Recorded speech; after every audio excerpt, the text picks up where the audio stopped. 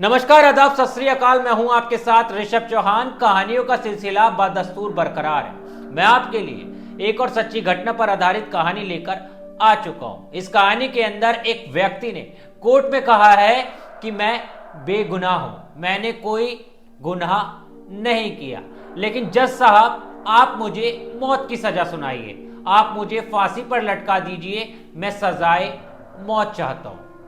इस कहानी के अंदर कातिल ने कत्ल से लेकर कोर्ट रूम तक का प्लान तैयार कर रखा है और पुलिस ने भी बमुश्किल इस केस की गुत्थी को सॉल्व किया है। इस कहानी को शुरू करने से पहले मैं हमेशा की तरह आपको इसके किरदारों और जगह के बारे में बता देता हूं। दरअसल ये केस साल 2010 का है और पूरे शहर का है। इस कहानी के अंदर जो पहला किरदार है उसका नाम है वैशाली, जो कि एक 32 साल की शादीशुदा महिला है और वैशाली की मौत हो चुकी है। इस कहानी के अंदर दूसरा किरदार संतोष भूकन है, जो कि वैशाली का प्रेमी है। इस कहानी के अंदर तीसरा किरदार वैशाली का पति है। इस कहानी के अंदर चौथा किरदार पुलिस और कोर्ट है। अब इस कहानी को शुरू करते हैं, लेकिन ये पूरी कहानी साल 2008 से शुरू होती है। साल 2008 में वैशाली पुणे की ही एक कंपनी को ज्वाइन करती है और वो कंपनी संतोष की होती है, और क्योंकि संतोष पेशे से आर्किटेक्ट है और संतोष की कंपनी को वैशाली एक रिसेप्शनिस्ट के तौर पर ज्वाइन करती है। अब नौकरी शुरू करने के बाद सुबह ऑफिस जाना, शाम को घर आना, सुबह ऑफिस जाना, शाम को घर आना, इसी तरह का सिलसिला उसके जीवन के अंदर चल रहा होता है। कुछ दिन, हफ्ते और महीने निकल जाते हैं, लेकिन वैशाली से एक गलती होती है। गलती ये कि वो संतोष के झांसे में आ जाती है। संतोष से वो प्यार करने लगती है। अब संतोष कंपनी का ऑनर होता है, वैशाली रिसेप्शनिस्ट होती है, लेकिन दोनों के बीच नजदीकियां काफी ज्यादा बढ़ने लगती हैं। काफी ज्यादा दोनों एक दूसरे के करीब आ जाते हैं और ये रिश्ता काफी हद पार कर चुका होता है। कुछ महीने निकल जाते हैं, लेकिन कहते हैं ना कि गलत काम कभी नहीं छुपता, और इसीलिए वैशाली के पति को उसके इस अफेयर के बारे में पता चल जाता है। जब पता चलता है तो पति और पत्नी के बीच में काफी ज्यादा झगड़ा शुरू हो जाता है। आए दिन इसी बात को लेकर दोनों के बीच में झगड़ा होता है, लेकिन फिर दोनों अलग होने का इरादा करते हैं और एक दूसरे से अलग भी हो जाते हैं। वैशाली अकेली रहना शुरू कर देती है। अब संतोष के लिए सारा रास्ता क्लियर हो चुका होता है, क्योंकि पति छोड़ चुका होता है, तो मिलने जुलने में और ज्यादा आसानी। अब रातें साथ बिताने लगते हैं। संतोष उसके फ्लैट पर जाने लगता है, वैशाली भी उसकी कंपनी जाना छोड़ देती है, लेकिन दोनों के बीच नजदीकियां बरकरार रहती हैं। काफी ज्यादा एक दूसरे से मिलना जुलना होता है। अब धीरे धीरे कुछ समय बीत जाता है। समय बीतते बीतते साल 2010 आ जाता है।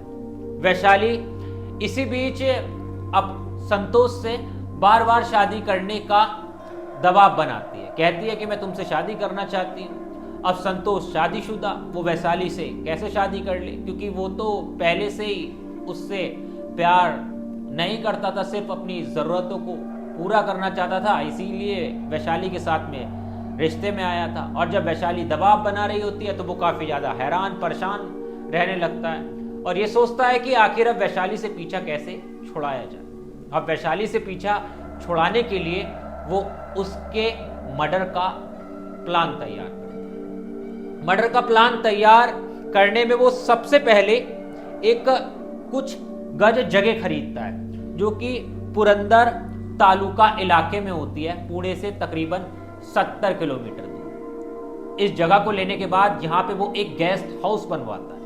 इस गेस्ट हाउस के अंदर वो काफ़ी सारा काम कराता है, पेड़ पौधे लगाता है, गार्डन बनाता है और काफ़ी खूबसूरत जगह जो है वो उसे बनाने की कोशिश करता है। मजदूरों से कहता है कि हर जगह टाइलें लगा दो, लेकिन बाथरूम के गड्ढे को ऐसे ही छोड़ देना, मैं इसके अंदर कुछ और प्लान करूंगा, कुछ और यूनिक सोचूंगा।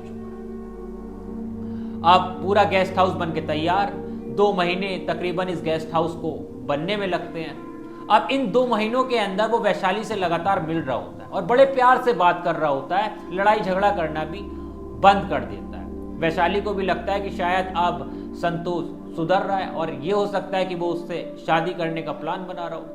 अब इसी बीच वो वैशाली को यानी साल 2010 में 10 अगस्त को वो लेके जाता है वैशाली को उसी गेस्ट हाउस पे। गेस्ट हाउस पे ले जाने के बाद गेस्ट हाउस दिखाता है कि देखो ये गेस्ट हाउस मैंने तुम्हारे लिए बनाया है और हम अब अपने फुर्सत के पल यहीं पर गुजारा करेंगे। वैशाली भी काफ़ी ज़्यादा खुश हो जाती है। शाम का समय होता है, दोनों आपस में बातचीत करना शुरू करते हैं और इसी बीच ड्रिंक भी स्टार्ट हो जाती है। वो वैशाली को ड्रिंक ऑफर करता है, वैशाली भी मान जाती है, लेकिन वो वैशाली की ड्रिंक में नींद की गोलियां मिला देता है। वैशाली जैसे ही उस ड्रिंक को पीती है वो एकदम से बेहोश हो जाती है, नशा चढ़ जाता है, गोलियां अपना असर दिखाने लगती हैं। वैशाली बदहवास, उसे कोई होश ही नहीं। मौके का फायदा उठाते हुए संतोष एक रस्सी से उसका गला घोट देता है। गला घोट के उससे बाथरूम वाली जगह पर लेके जाता है, जिस जगह को उसने खाली छुड़वाया था। वहां पर कुछ काम नहीं कराया था, सिर्फ वो जगह कच्ची थी। अब उस गड्ढे के अंदर वैशाली की डेड बॉडी को वो डाल देता है, ऊपर से मलबा ढक देता है, ईंट कंकड़ बजरी पूरी तरह से उसे समतल कर देता है, यानी वैशाली की लाश को वो दफन कर देता है। इसी बीच वो क्या करता है कि वैशाली के फोन को एक अपने कर्मचारी को देता है और कर्मचारी से कहता है कि इस फोन को तुम लेके जाओ महाबलेश्वर, जो कि काफी दूर जगह है, समथिंग 100 किलोमीटर दूर जगह है पुणे से। वहां पर कह देता है कि इस फोन को लेकर जाओ और इस फोन के अंदर एक वो मैसेज टाइप करके देता है। उस मैसेज के अंदर लिखा होता है कि मुझे HIV हो गया है, मैं HIV पॉजिटिव हूँ, मुझे एड्स हो चुका है, इसीलिए अब मैं आप लोगों से नहीं मिलना चाहती, मुझसे संपर्क करने की कोशिश मत करना, अब मैं एकांत में अपना जीवन जीना चाहती हूँ। और ये मैसेज वो उसके घर वालों को कराता है, यानी वैशाली के घर वालों।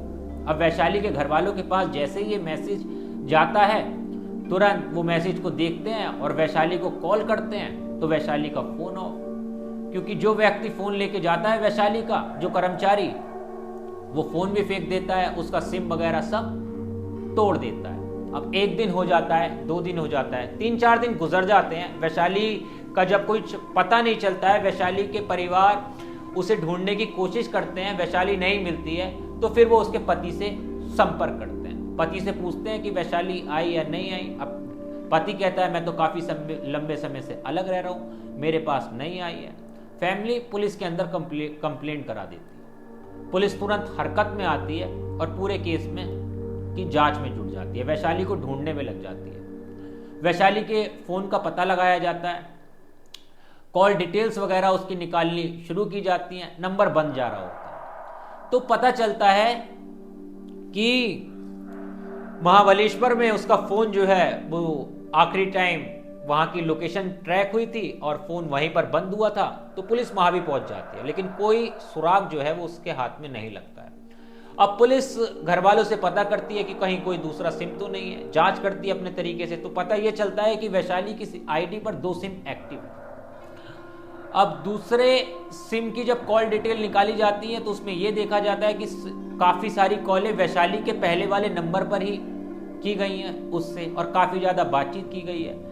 लेकिन जब वैशाली के उस नंबर को पता लगाने की कोशिश की जाती है तो वो भी कहीं और होता है, किसी और शहर के अंदर। लेकिन पुलिस तो पुलिस है, जब जांच पर आ जाए तो बाल की खाल भी निकाल लेती है और वो कॉल ट्रेसिंग करते करते संतोष तक पहुंच ही जाती है, क्योंकि इस पूरे केस के अंदर संतोष पर ही शक की सुई घूम रही थी। और वो ऐसे घूम रही थी क्योंकि पुलिस को पति बयान दे चुका था कि संतोष से वैशाली का प्रेम प्रसंग था, इसीलिए उसने छोड़ा था, और उसके पति को यही शक था कि कहीं वैशाली को संतोष ने तो कुछ नहीं कर दिया। अब पुलिस संतोष को उठा लेती है। संतोष को उठाने के बाद उससे पूछताछ करना शुरू करती है, सख्ती से पूछताछ करती है। और जब असल मायने में अपने तरीके से पूछताछ करती है, जो पुलिस का तरीका होता है, तो संतोष फिर टूट जाता है। टूटने के बाद वो बताता है कि हाँ, वैशाली का कत्ल मैंने किया, वैशाली को मैं नहीं मारा। पुलिस पूछती है कि उसकी डेड बॉडी कहाँ है, तो फिर वो पुलिस को उसी गेस्ट हाउस लेकर जाता है जहाँ पे उसने वैशाली को दफन किया होता है। पुलिस गड्ढा खोदती है, लाश निकलती है, डीएनए टेस्ट कराया जाता है, पता चल जाता है कि ये वैशाली की ही लाश है। अब कोर्ट के अंदर उसे पेश किया जाता है। कोर्ट में केस चलना शुरू हो जाता है। साल 2013 में सारे सबूत पुलिस जुटाती है, कोर्ट के सामने पेश करती है, तो सारे सबूत उसके अगेंस्ट ही होते हैं। तकरीबन 30 से 35 लोगों की इसके अंदर गवाही भी होती है। पूरी तरह से ये क्लियर हो जाता है कि संतोष ही कातिल है। अब कोर्ट उसे दोषी ठहरा देती है और उसे जब दोषी ठहराती है तो उसकी सजा को डिसीजन करने के लिए कहती है कि अब इस पूरे केस में 2 दिन बाद सुनवाई होगी। अब 2 दिन बाद इसलिए सुनवाई होती है क्योंकि लोअर कोर्ट उन 2 दिनों के अंदर जो दोनों पक्षों के वकील होते हैं वो इस बात पे बहस करते हैं कि इसका पुराना कोई क्राइम रिकॉर्ड नहीं है, इससे अनजाने में हो गया, गलती से कर दिया, इस तरह की दलीलें दी जाती हैं और सजा कम कराने की उन दौरान कोशिश की जाती है। अब 2 दिन बाद फिर से सुनवाई होती है। तो जब सजा सुनाने का टाइम आता है, उससे पहले वो कोर्ट के जज जो होते हैं वो संतोष से कहते हैं, तुम क्या कहना चाहोगे इस केस के अंदर, सजा सुनाने से पहले हम तुम्हारी भी राय जानना चाहते हैं। तो वो कहता है कि जज साहब, मैं बेगुनाह हूं, मैंने गुनाह नहीं किया, मैं निर्दोष हूं, लेकिन आप मुझे फांसी की सजा सुनाइए, आप मुझे सजाए मौत दीजिए, मैं मौत चाहता हूं। अब जैसे ही जज साहब ये सुनते हैं तो जज भी एकदम हैरान, परेशान, माथा पकड़ लेते हैं कि भाई सारे मतलब जितने भी प्रूफ हैं तेरे अगेंस्ट हैं, तू खुद पुलिस के सामने कबूल चुका है, और लेकिन अब कोर्ट में कह रहा है कि मैं निर्दोष हूं, मैंने कोई गुनाह नहीं किया, मगर मुझे मौत की सजा चाहिए। आखिर ये क्या मामला है, ऐसा तुम क्यों कर रहे हो, क्यों चाहते हो? तो फिर वो बताता है कि देखिए, ये मुझे पहले ही पता चल गया था कि मैं पकड़ा जा सकता हूं, इसीलिए मैंने आगे तक की चीजें तैयार कर रखी है। कोर्ट पूछते हैं कैसे तैयार कर रखी है? तो कहता है कि अगर आप मुझे उम्र कैद की सजा सुनाएंगे, मैं इस पूरे केस को फिर से हाई कोर्ट के अंदर चैलेंज करूंगा, तो मेरी सुनवाई काफी लंबे समय बाद होगी, कई महीने लग जाएंगे और मैं कई सालों तक जेल काटता रहूंगा, न जाने कब मेरी सुनवाई हो कब ना हो। मगर आप अगर मुझे मौत की सजा सुनाएंगे तो फिर इस पूरे केस के अंदर मुझे 6 महीने के अंदर मेरी सुनवाई होगी। और होता भी ऐसा ही है कि जो भी मौत के केस होते हैं उसमें कोर्ट जो है तकरीबन 6 महीने के अंदर सुनवाई करता है उन लोगों की जिन्हें सजाए मौत दी जाती है, क्योंकि मामला जल्द से जल्द खत्म करना होता है। लेकिन जो ऐसे केस होते हैं कि आरोपी को कोर्ट ने ये सजा सुनाई हो कि तुम्हें उम्र कैद काटनी है, तो फिर इन केसों में देर से सुनवाई होती है, कई केस लंबे समय तक चलते रहते हैं। लेकिन उसने कहा कि अगर मुझे मौत की सजा सुनाते हो तो फिर मैं हाई कोर्ट के अंदर फिर से चैलेंज करूंगा, 6 महीने में मेरी सुनवाई हो जाएगी और इस 6 महीने में मैं अपने आप को निर्दोष साबित करने की कोशिश करूंगा, और हाई कोर्ट के अंदर भी अगर सुनवाई नहीं होती है तो फिर या तो मैं 6 महीने में डिसीजन हो जाएगा, मैं बाहर निकल जाऊंगा, ना तो फिर मैं सुप्रीम कोर्ट के अंदर चैलेंज करूंगा। कुल मिलाकर मेरा ये पूरा प्लान था कि मैं कैसे ना कैसे करके ये जो अपने आप को बाहर निकालना है, मैं इस केस के अंदर बच जाऊंगा।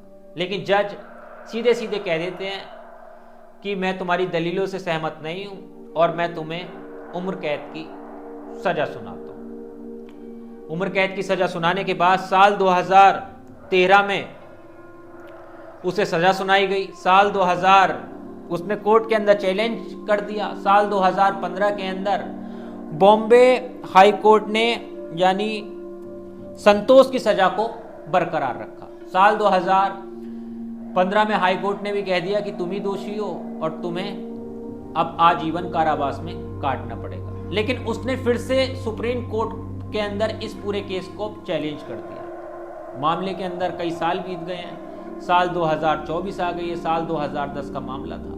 लेकिन आप ये सोचिए कि देखिए कातिल कितना ज्यादा शातिर हो सकता है, किस तरह से उसे ये पता है कि वो पकड़ा जाएगा, लेकिन उसने आगे तक का प्लान तैयार कर रखा है कि अगर मैं पकड़ा भी जाता हूं तो फिर मैं कोर्ट के अंदर किस तरह से बच सकता हूं। और ये सारी चीजें कहीं ना कहीं हमारे देश के कानून पर भी सवाल खड़े तो कर ही रही हैं। और इस केस के अंदर जजों को और कोर्ट को एक बड़ी नसीहत दी, और इस पर हमारी कानून प्रक्रिया को सोचना भी चाहिए कि आखिर देरी से केस के जो डिसीजन आते हैं वो ना आए और जल्द से जल्द इन केसों को सॉल्व करने की कोशिश की जाए। खैर, आप क्या सोचते हैं, आपकी क्या राय है? इस कहानी को सुन के आपको कैसा लगा कमेंट में ज़रूर बताना। आप कहां से, किस राज्य से, किस गांव से मेरी वीडियो देख रहे थे, अपने नाम के साथ कमेंट के अंदर वो भी मेंशन करना, जिससे मैं अगली वीडियो में आपका नाम